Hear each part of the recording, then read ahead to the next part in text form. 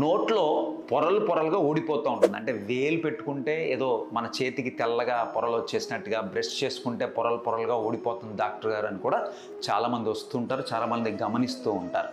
ఈ విధంగా వచ్చేదాన్ని పెంపిగస్ ఆర్ పెంపిగాయిడ్ అనే ఆటో ఇమ్యూన్ కండిషన్గా, డిస్కమేటివ్ జింజవైటిస్గా మనం చెప్పుకుంటాం. ఇది కూడా నోటి మంటకి ఒక కారణం. సో ఇది మన ఎపిసోడ్ 5లో దీని గురించి చెప్పుకుందాం. సో పెంపిగస్, పెంపిగాయిడ్ వీటితో బాధపడే వాళ్ళలో ఏమవుతుందంటే, ఇవి మన నోటి అంటే మనకి బాడీ అంతా కణాలు ఉంటాయి, సెల్స్.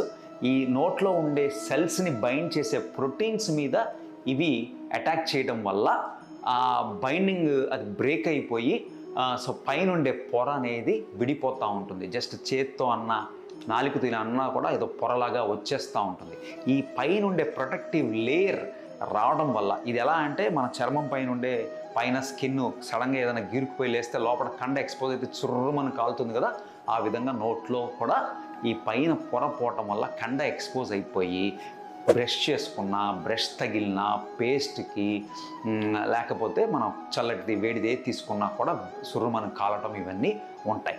ఇలాంటిది కనుక మీరు గమనించినట్టయితే నోట్లో, ఖచ్చితంగా మీ దగ్గరలో ఉన్న డెంటిస్ట్ దగ్గరికి వెళ్ళినట్టయితే దీన్ని నిర్ధారించి దీనికి తగిన మెడికేషను, మీకు కావాల్సిన జాగ్రత్తలు అంటే ఎలాంటి పేస్ట్ వాడుకోవాలి, ఎలా మాడిఫై చేసుకోవాలి, మీ డైట్, ఇవన్నీ చెప్పి మీకు దీని నుంచి ఉపశమనం పొందే అవకాశం కలిగిస్తారు.